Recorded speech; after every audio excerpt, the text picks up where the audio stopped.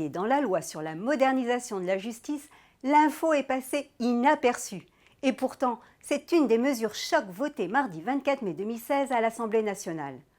A priori, elle ne devrait pas faire l'objet d'une seconde lecture. Mais que prévoit la loi qui doit rentrer en vigueur au 1er novembre 2016 ?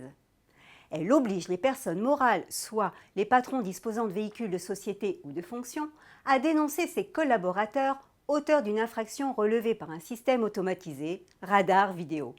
Pas moins.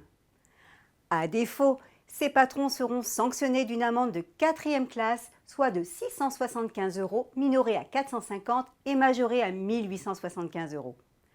Elle précise aussi que le représentant légal devra indiquer à l'officier du ministère public dans les 45 jours suivant l'envoi de la contravention et par lettre commandée avec avis de réception ou de façon dématérialisée, l'identité et l'adresse de la personne physique qui conduisait ce véhicule à moins d'établir l'existence d'un vol, d'une usurpation de plaque d'immatriculation ou d'un cas de force majeure.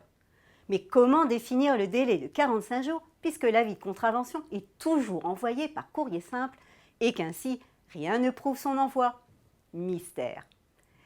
Bien qu'elle soit censée rendre tous les conducteurs égaux devant les sanctions, cette loi est incohérente. Elle impose de dénoncer, ce qui est contraire à tous nos principes et à l'article 6 de la Convention européenne des droits de l'homme. Elle oblige à donner l'identité et l'adresse du conducteur, et non pas celui qui est susceptible d'avoir conduit.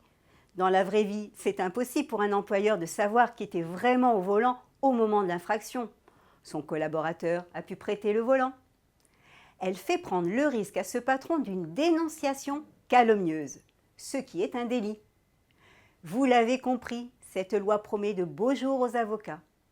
En attendant la suite, à la semaine prochaine!